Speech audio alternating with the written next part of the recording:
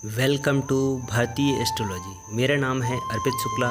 दोस्तों, आज इस वीडियो में हम बात करेंगे कि किसी भी व्यक्ति का विवाह कितनी दूरी पर हो सकता है।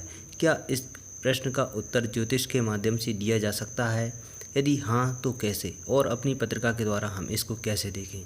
इसमें कुछ नहीं, बस आपको राशियों का ज्ञान होना आवश्यक है कि राशियाँ क्या होती हैं। दोस्तों, हमारी यह कुंडली है जो स्क्रीन पर दिखाई दे रही है।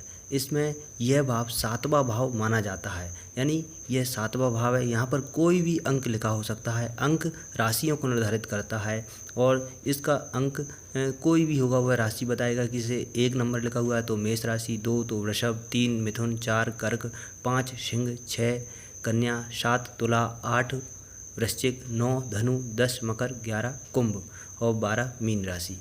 इस प्रकार यह राशियों का क्रम होता है। इसलिए सप्तम भाव में जो भी राशि आएगी उसके द्वारा हम अनुमान लगा सकते हैं कि किसी भी व्यक्ति का विवाह कितनी दूरी पर हो सकता है। किलोमीटर में हम कैसे अनुमान लगाएं? देखिए दोस्तों, राशियों का विभाजन 3 आधार पर किया गया है: चर राशियाँ, अचर राशियाँ और द्विस्वभाव राशियाँ। जब भी आपके यह 7वें भाव में फिक्स्ड साइन आएंगे, यानी जो अचर राशियाँ हैं, अचर राशियाँ कौन कौन सी हैं?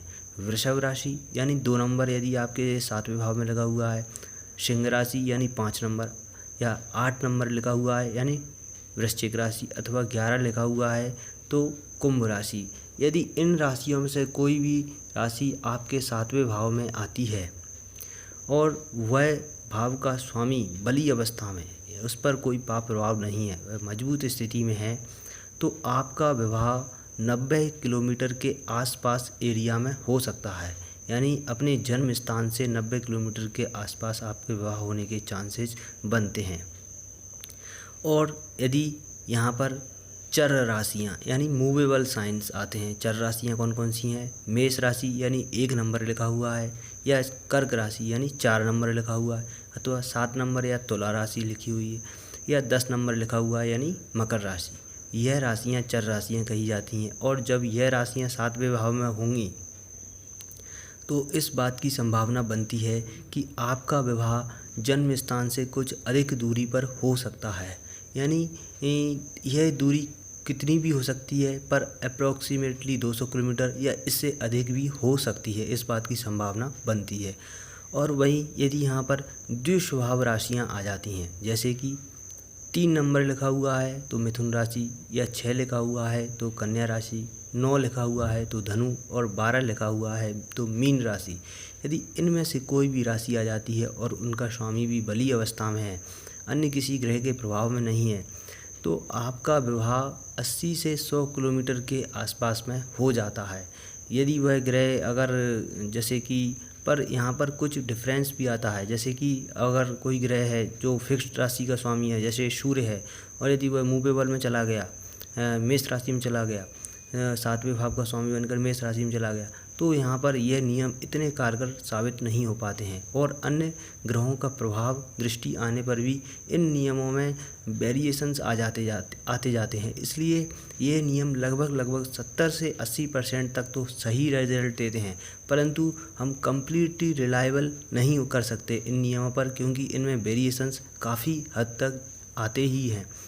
और भी अन्य नियम हैं, जैसे कि 7वें भाव में आपके चंद्रमा हो, शुक्र हो या गुरु हो, यह एक साथ नहीं, यह अलग अलग भी हों या एक साथ भी युति करके स्थित हों, पर चंद्रमा या शुक्र गुरु में से कोई भी ग्रह यदि आपके 7वें भाव में स्थित है, 7th हाउस में, तो यह कहा जाता है कि यदि किसी लड़की की कुंडली में है यह योग, तो वह लड़की की ससुराल अपने जन्म स्थान से पास में ही होती है, नज़दीक ही मानी जाती है।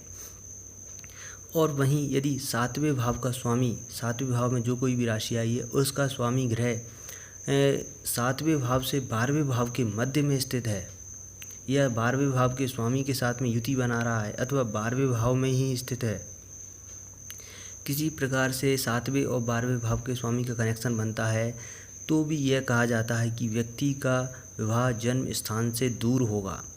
और वह दूरी हो सकती है विदेश में भी हो, या किसी अन्य स्टेट में भी हो, या काफ़ी अलग कल्चर वाले कह सकते हैं एक उसमें हो, जैसे कि किसी की जगह जाकर अलग अलग परंपराएं होती हैं, तो इस प्रकार की फैमिली में हो सकती है। तो इस प्रकार के योगायोग बनते हैं। यह योग हमको देश काल परिस्थिति के अनुसार ही अप्लाई करने चाहिए, अन्यथा इनसे इतना सटीक रिजल्ट नहीं मिलेगा जब तक हम देश काल परिस्थिति का ध्यान नहीं रखेंगे। तो उम्मीद है दोस्तों आपको हमारा यह वीडियो अच्छा लगा होगा। यदि अच्छा लगा है तो इस वीडियो को लाइक करना ना भूलें और शेयर भी करें, सब्सक्राइब कर लीजिए चैनल को, जिससे आपको और भी ऐसी ही इंटरेस्टिंग वीडियोस इस चैनल पर अवेलेबल होती रहेंगी। Thanks for watching, be happy, जय श्री राम दोस्तों।